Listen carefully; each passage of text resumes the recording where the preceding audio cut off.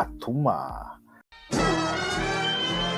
Untuk penonton di rumah yang tidak arif, ATTUMA was born into the tribe of Homo mermanus, who eschewed civilization to live as nomadic barbarians. For some unrecorded reason, ATTUMA was endowed with strength far surpassing that of his people. Nearing adulthood, ATTUMA learned of a prophecy in the lost Atlantean chronicles of a conqueror who would take the empire of Atlantis by force.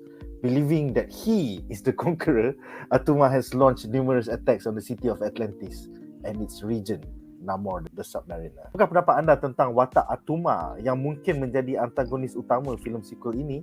Pasal dia bukan saja attack Atlantis, dia juga mungkin attack Wakanda. He's more like a stock villain character, you know. Macam kita tahu, oh ni watak memang akan jadi antagonis kepada cerita Nemo, ataupun dia mungkin ialah orang dalang di sebalik pergolakan di antara Nemo dengan the Atlanteans and the Wakandans lah, kemungkinan besar lah.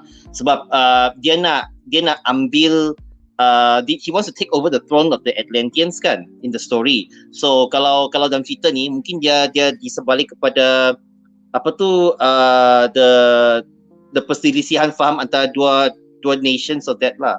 I suspect also lah, because like he could be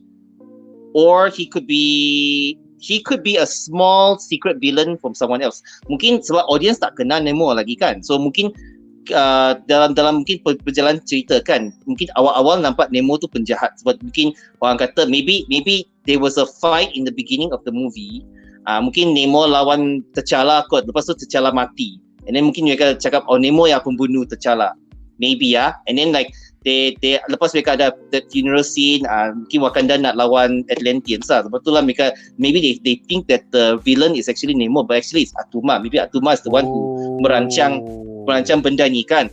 But I also suspect that that one is the first theory. But I also suspect that maybe ATTUMA could be another small villain for another bigger villain. Is it possible that ATTUMA ni mungkin ada kaitan dengan Dr. Doom? Teori Brazil aku lah. What the? Because like there are rumors of Dr. Doom possibly in this story or something like. I don't know lah. Yang saya dengar banyak rumors, but I think that they could be connected. But I don't know whether the director Ryan Coogler kan dapat connect semua benda ni, or whether he wants to make his own version of the story. Sebab Ryan Coogler kan dia jenis director yang macam nak buat his own personal story. So to connect all of these things is a very fun thing lah. But whether they can do it is an interesting thing. Sebab banyak rumors Dr. Doom kan.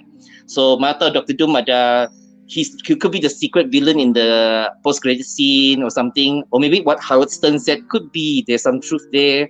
I don't know lah, but possible lah yang aku rasa lah. So maybe ATTUMA is a one and done villain. Dia mungkin mati dalam cerita ni, tapi mungkin what happens to him will tease to Dr. Doom kot. Mungkin ada Fantastic Four punya connection kot. That's why I say macam movie ni macam ada backdoor pilot punya style. It feels like it's a introduction to Ironheart punya cerita. Lepas tu mungkin ada introduction pada Nemo pula. So that's why I also understand apa Munif kata tadi lah. Macam ataupun Duan kata tadi lah, it doesn't focus much on the Black Panther punya story. Macam dia agak menyimpang sikit. So I don't know how they can meld all of them together. Hopefully they can do it the best they can lah. But Marvel kita tahu kan they can spin multiple plates at once. It's just that sometimes it works, sometimes it doesn't work.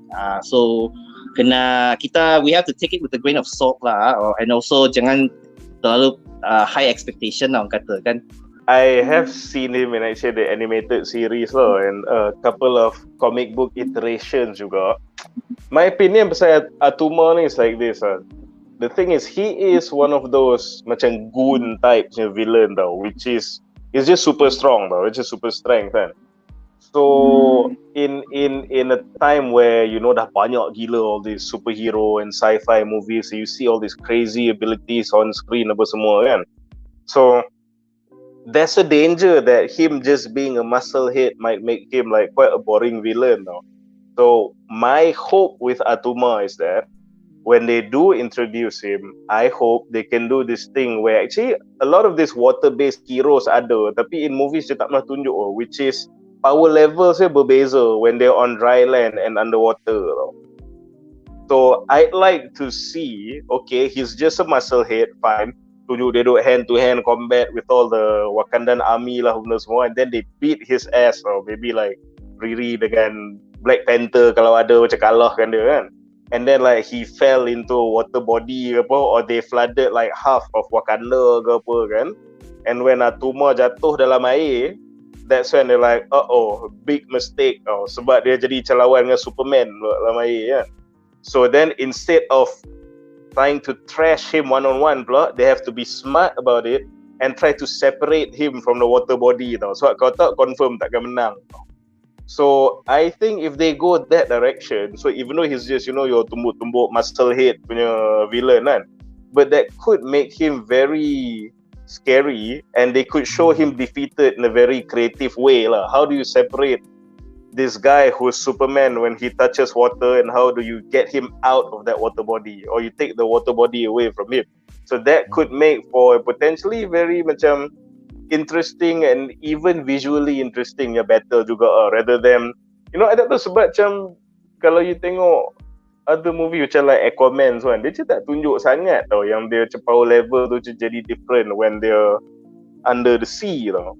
Aku rasa dia macam ada satu scene yang dia tak boleh bernafas. I think macam they should darat, kan? Tapi tak macam tunjuk dia lemah pula kan. You want to see macam power level dia meningkat as they macam enter the sea. So this is why I'm the king of the seas.